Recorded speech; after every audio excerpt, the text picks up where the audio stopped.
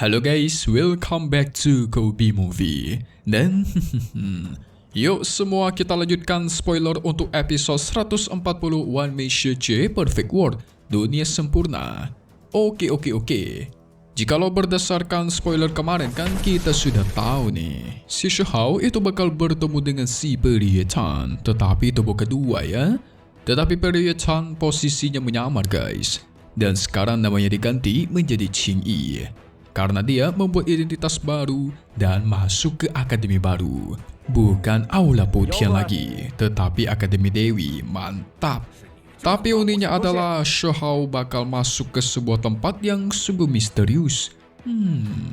Misteriusnya gimana ya? Soalnya dipenuhi oleh perangkap mematikan yang sangat mengerikan. Dan di sana juga bakal ada sebuah peti ungu yang belum pernah dilihat sebelumnya guys. Pertanyaannya, apakah isi di dalam peti itu? Penasaran kan? So langsung saja kita masuk ke intro ya guys.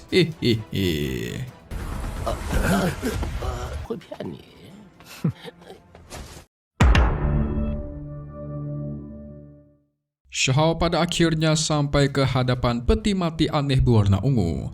Aura mengerikan terpancar keluar dari peti mati itu. Bahkan Shihao sendiri merasakan merinding. Seperti rasa-rasa kunonya itu muncul guys. Semua hal yang ada di sana seakan-akan berasal dari era zaman kuno. Tetapi perlahan Shihao merasakan ada keanehan, di mana muncul suara dentuman dari arah sang peti mati. Seperti ada yang mau keluar dari peti itu guys. Waduh, apa ini? Jangan bilang monster pula. Shihao berpikir mayat yang berada dalam peti pasti memiliki roh dan dia pengen keluar. Ketika Shihao mencoba menggunakan pupil ganda untuk melihatnya, dia tidak bisa melihatnya sama sekali. Seakan-akan dihalang oleh sesuatu. Untuk pertama kalinya pupil ganda gagal membaca sebuah rahasia. Shihao berpikir ingin kabur dari sana. Tapi tiba-tiba muncul sebuah sosok yang mengerikan. Tubuhnya setengah manusia, namun memiliki sayap kelelawar berekor hitam. Sorry guys, bukan sosok sih. Ternyata yang dimaksud itu cuma patung ya guys. Bukan makhluk hidup. Tapi Shihao tahu patung tua itu kalau dilengkapkan bagian-bagiannya, maka sang patung mungkin bakalan hidup dan bakal berbahaya.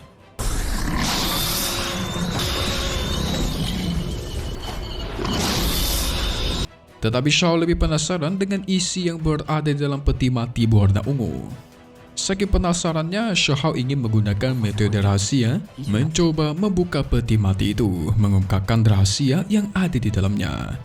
Tetapi ketika Shihao mencoba membukanya dengan kekuatan sihir, peti mati itu kebal guys.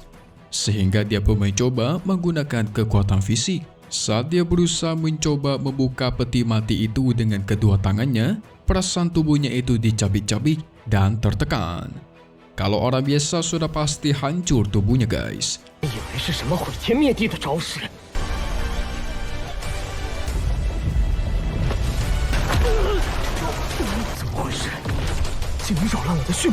Tetapi usahanya lagi-lagi nihil. Sebenarnya bukan Shihao yang kurang kuat, tetapi dari peti itu seperti ada sesuatu hal yang aneh, cukup misterius, dan selalu menutup peti mati itu ketika Shihao ingin mencoba membukanya guys. Ya seperti segel gitulah.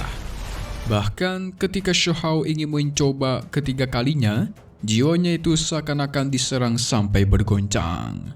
Membuat dirinya kebingungan apa yang sempat terjadi.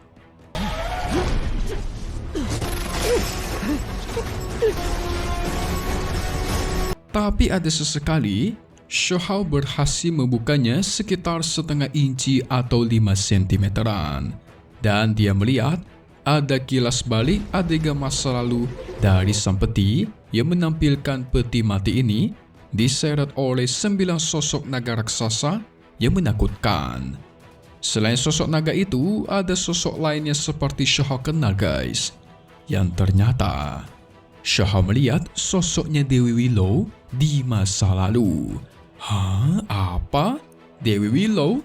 Kok bisa berhubungan dengan peti mati ini ya? What?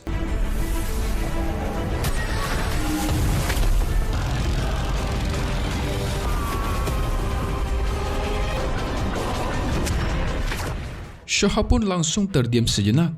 Dia mencoba mengitari peti mati tersebut dan menemukan beberapa tulang raksasa. Sepertinya itu merupakan tulang sisa-sisa dari kerangka naga sejati. Lebih tepatnya naga-naga sejati yang menyedot peti mati ini, guys. Shahao pun ingin mengambil tulang-tulang itu untuk dijadikan sup naga. Ya elah, sebab sempatnya di tempat seram seperti ini mikirin buat sup naga pula. Ada-ada aja nih. Tetapi belum sempat bikin sup, tiba-tiba Shahao melihat ada sebuah bola api berwarna hijau tepat di depannya. Sepertinya itu merupakan salah satu api berharga yang dicari-cari oleh semua orang.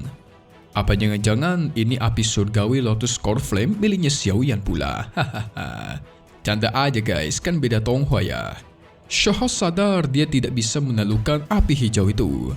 Karena kalau diperhatikan, nyala api ini memiliki kesadarannya sendiri dan tidak suka akan kehadiran Shahao. Namun tiba-tiba sang api menyala semakin besar dan menyebar ke atas langit. Shahao tahu dia bakal diserang. Karena sang api tidak senang, segera dia menggunakan sayap tercepatnya yaitu sayap Kunpeng untuk kabur dari sana. Nasib untung Shahao bisa menghindari semua serangan dari atas langit menggunakan sayapnya.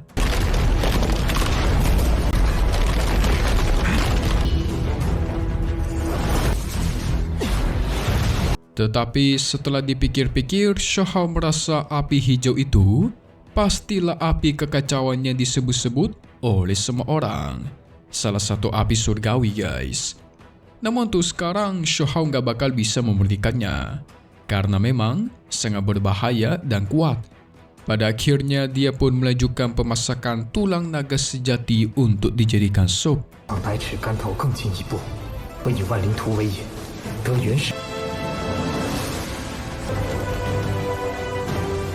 Setelah memasak, Shahao berjalan mondar-mandir di area tersebut.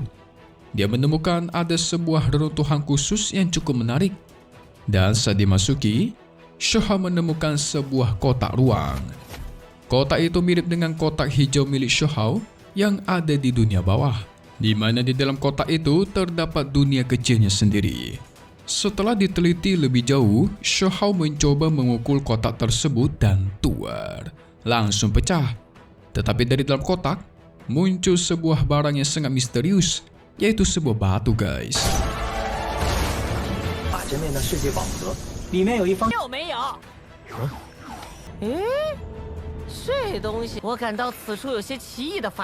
Tapi ini bukan batu biasa, berat banget soalnya. Shahao bisa tahu kalau batu itu digunakan untuk menyerang musuh. Bahkan jikalau itu master tertinggi sekalipun, pasti auto meninggoy. Mirip dengan si batu dewa lah. Lumayan nih, Shahao dapat suatu harta misterius. Masih belum kita ketahui fungsi lainnya, tetapi bakal tahu nanti. Setelah itu, Shahao membawa peti ungu tersebut ke sebuah tempat. Dia sembunyikan di tempat yang dalam supaya tidak ditemukan orang lain.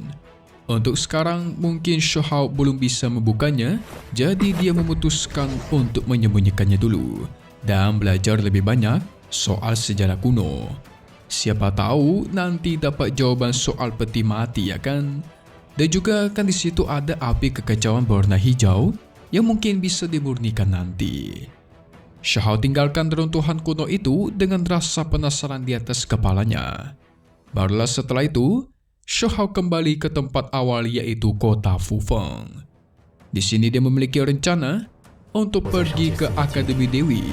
Salah satu tujuannya bertemu dengan tubuh kedua peri Chan.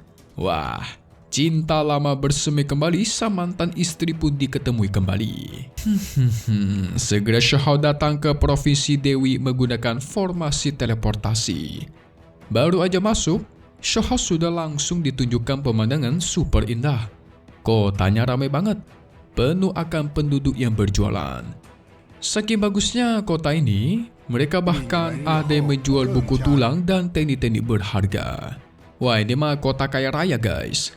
Tetapi ada aturannya. Teknik berharga yang dijual di sini itu tidak lengkap. Dan setelah dibeli, tidak boleh bocor keluar. Jikalau ketahuan, bakal dihukum. Kayak gitu, guys. Shao terus berjalan dan akhirnya sampai ke Akademi Dewi. Akademi Dewi adalah salah satu akademi termantap karena banyak jenius yang datang ke sini untuk belajar. Yang berhasil keluar lulus dari akademi ini dipastikan menjadi seorang praktisi luar biasa. Bahkan Shao sempat melihat proyeksi sosok agung dari Akademi Dewi. Dinilai dari kekuatannya, proyeksi agung ini mungkin tidak kalah kuat daripada Celestial tua ataupun Sang Kaisar Perang. Wah, kuat banget ya kan?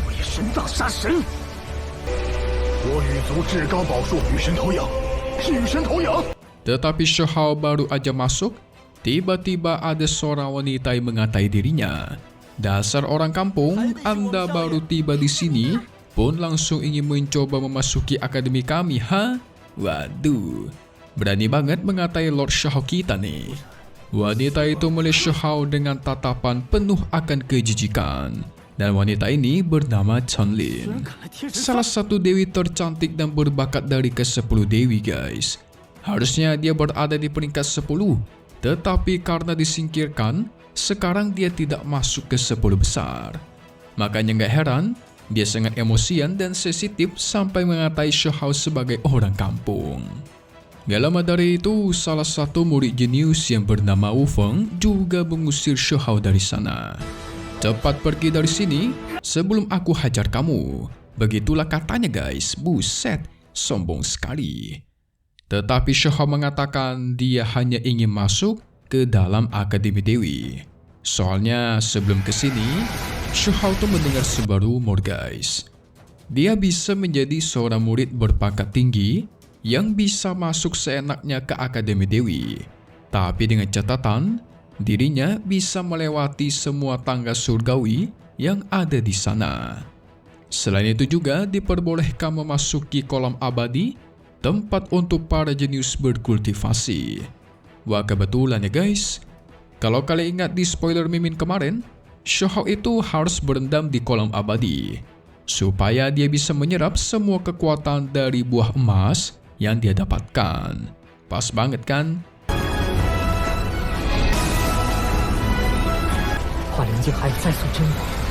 Orang-orang terus menghina Shao, mengatai dia anjing lemah yang tidak berguna, tetapi berani sekali ingin mencoba tangga surgawi.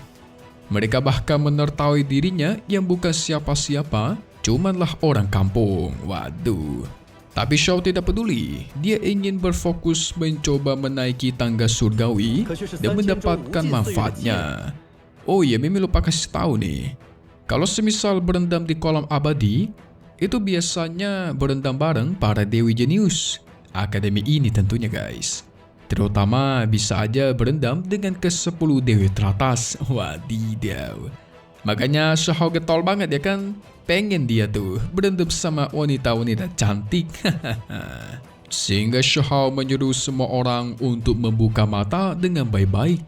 Perhatikan dirinya menaiki tangga surgawi di hadapan semua orang. Saking hebohnya, banyak murid yang langsung berkumpul di sana untuk menonton fenomena ini. Karena udah bertahun-tahun, tidak ada yang berani menantang tangga surgawi. Namun belum sempat naik, tiba-tiba si Wu Feng menyuruh Shao untuk berhenti. Dia mengubah aturannya, yaitu Shao harus lulus dalam uji tes miliknya dulu, barulah boleh naik ke tangga surgawi. Wadidaw. Dan tesnya adalah bertarung melawan Wu Feng. Ya, soal bertarung mah Shao paling demen ya kan? Dia menjawab, oke, kalau gitu bakal aku ladeni. Sehingga nggak perlu basa-basi lagi, mari kita mulai pertarungannya dan tuar.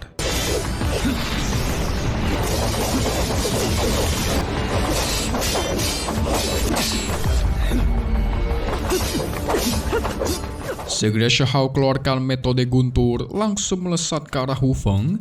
Tidak sempat membiarkan Wu Feng beraksi.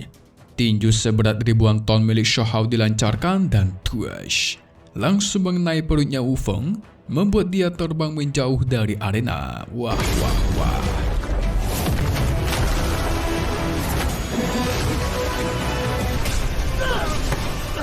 Kejadian itu membuat semua orang auto terdiam. Tentu saja, awalnya mereka menghina-hina, tetapi setelah melihat kekuatannya, semua orang pun auto tercengang. Gak perlu banyak basa-basi lagi, Shaha pun pergi naik ke atas untuk melakukan ujian tangga surgawi. Ujian pertama adalah mengangkat sebuah batu raksasa. Ketika Shaha naik, tiba-tiba tubuhnya menjadi kecil, berubah seperti anak-anak. Sekarang dia mengerti. Sebenarnya tes ini adalah digunakan untuk menguji kekuatan, guys. Jadi kita kembali ke masa kecil, tetapi harus mengangkat batu super raksasa. Mimin tahu pasti kalian ingat ya kan, ketika Shaw masih kecil di awal-awal episode, dia tuh udah langsung disuruh mengangkat tungku seberat ribuan ton di desa batu, guys. Kalau kayak gini mah gampang ini.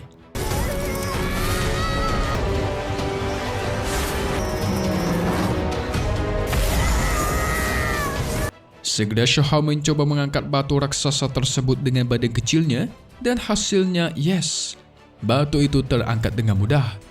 Sekarang kita lanjut ke ujian kedua, tetapi sayang, ujian ini ternyata panjang sekali. Ada kira-kira sekitar 7 tangga, guys, atau lebih, banyak pokoknya.